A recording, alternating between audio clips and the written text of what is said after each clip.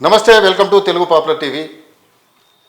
తెలంగాణలో జరుగుతున్న తాజా రాజకీయ పరిణామాలపై మాట్లాడేందుకు మనతో పాటు ఉన్నారు బీజేపీ జాతీయ నాయకులు మాజీ మంత్రి ఈటెల రాజేందర్ గారు ఉన్నారు. వారితో మాట్లాడదాం.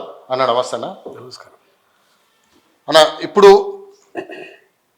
తెలంగాణలో కాంగ్రెస్ పార్టీ 6 గ్యారెంటీలతోటి తెలంగాణలో అధికారంలోకి వచ్చి కరెక్ట్ ఈ రోజుకు 6 వారాలు అవుతుంది. ఈ నేపథ్యంలో రేవంత్ సర్కార్కు మీరు ఎన్ని మార్కులు వేస్తారు? యాక్చువల్గా కాంగ్రెస్ పార్టీ మేనిఫెస్టోని చూసి, పాపులర్ స్కీమ్స్ చూసి ఓట్లు వేయలే.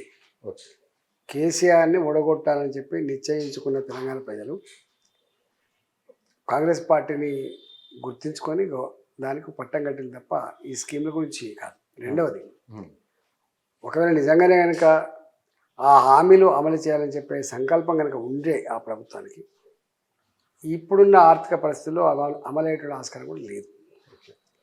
అవన్నీ అక్కడక్కడ వరంగల్ డిక్లరేషన్ అని చెప్పి, ఇంకో డిక్లరేషన్ చెప్పి, ఇది రైతు డిక్లరేషన్, ఇది ఉమెన్ డిక్లరేషన్ అని చెప్పి పెట్టింది. కానీ వాటికి ఎవరికి ఇస్తారు, ఎప్పటి నుంచి ఇస్తారు, ఎట్లా ఇస్తారు, దానికి పద్ధతులు ఏందో ఇప్పటికి చెప్పలే. దాన్ని ఇచ్చేటువంటి ఆర్థిక శక్తి కూడా ఇప్పటికీ లేదు. మీరు చూసి మేము చెప్పడం కాదు, వాళ్ళే ఇది అప్పులమయమైపోయింది రాష్ట్రం, అప్పుల కుంపడిగా మారిపోయింది రాష్ట్రం, కరెంటు వ్యవస్థలో అయితే కుప్పగూలిపోయే ప్రమాదం ఉంది, ఏ క్షణమైనా కుప్పగూలిపోవచ్చు మనం చెప్పడం కాదు, వాళ్ళే చెప్తున్నారు. అంటే ఈ రాష్ట్ర ఆర్థిక వ్యవస్థ గురించి కానీ, ఎలక్ట్రిసిటీ డిపార్ట్మెంట్ సంబంధించినటువంటి జెన్కో, ట్రాన్స్కో, మిగతా సంస్థల గురించి కానీ ఇవన్నీ కూడా దివాళా తీసినాయని చెప్పి వాళ్ళే చెప్తున్నారు. మరి దివాళా తీసినటువంటి ఈ రాష్ట్రంలో వీళ్ళు ఎట్లా ఇవన్నీ అమలు చేస్తారో వాళ్ళే చెప్పాలి. ఓకే, అంటే ఇప్పుడు 6 వారాలు అయితే గడిచింది. మీరు అంటే గత కేసీఆర్ పరిపాలనలకు ఇప్పుడు ఈ 6 వారాల పరిపాలనకు తేడాలు ఏమైనా చెప్పగలుగుతారు? రోజులలో, వారాలలో మనం చెప్పడం బాగుండదు, అపరిపక్వతగా ఉంటుంది.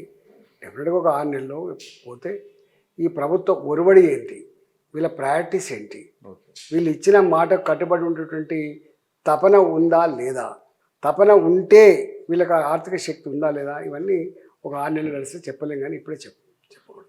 ఓకే అన్న, అంటే ఇప్పుడు ప్రస్తుతం రాష్ట్ర ముఖ్యమంత్రి రేవంత్ రెడ్డి దావోస్ పర్యటన ముగించుకొని 40,000 కోట్లకు పైగా ఇక్కడి పెట్టుబడులు పెట్టేందుకు వివిధ కంపెనీలతో ఒప్పందం చేసుకుని వస్తుంది. దీన్ని ఎట్లా చూస్తుంది? నేను కూడా ఆర్థిక మంత్రిగా ఉంటుంది.